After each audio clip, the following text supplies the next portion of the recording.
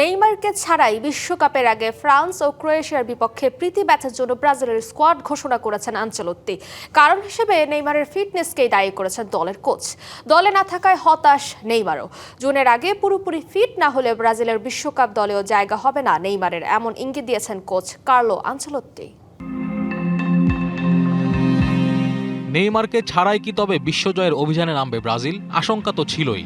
গতরাতে Brazil coach Carlo আনচেলত্তির এক ঘোষণায় সেই মেঘ হয়েছে আরও ঘনীভূত। ফ্রান্স ও ক্রোয়েশিয়ার বিপক্ষে আসন্ন দুই প্রীতি ম্যাচের স্কোয়াডে ঠাঁই হয়নি নেইমারের।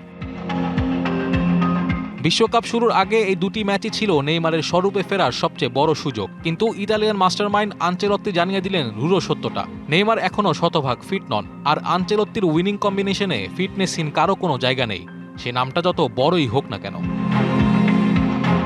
প্রস্তুতি ম্যাচের দলে জায়গা না পেলেও নেইমারের বিশ্বকাপ দলে থাকার সম্ভাবনা অবশ্য পুরোপুরি উড়িয়ে দেননি আনচেলত্তি। তবে সেজন্য নেইমারকে পূর্ণ ফিট হয়ে দলে আসতে হবে। সোমবার রাতে দল ঘোষণার সময় আনচেলত্তি বলেছেন, নেইমার শতভাগ ফিট থাকলে বিশ্বকাপে খেলতে পারে, তবে তার শারীরিক অবস্থা ভালো থাকতে হবে।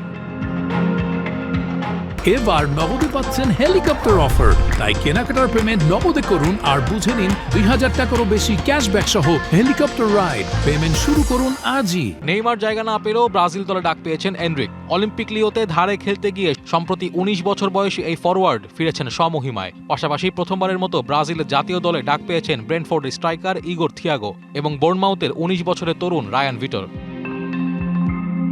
বাংলাদেশ সময় ২৬ মার্চ রাতে বস্টনে ফ্রান্সের বিপক্ষে প্রথম প্রীতি ম্যাচটি খেলবে ব্রাজিল, আর ১ এপ্রিল সকাল ৬টায় ক্রোয়েশিয়ার বিপক্ষে দ্বিতীয় ম্যাচ খেলবে অরল্যান্ডোতে। ১১ জুন শুরু হতে যাওয়া বিশ্বকাপের মহারণে ব্রাজিল নামবে ১৩ জুন মরক্কোর বিপক্ষে। গ্রুপ সিতে তাদের বাকি দুই প্রতিপক্ষ হাইতি ও Scotland. Naim Hamid, DBC news.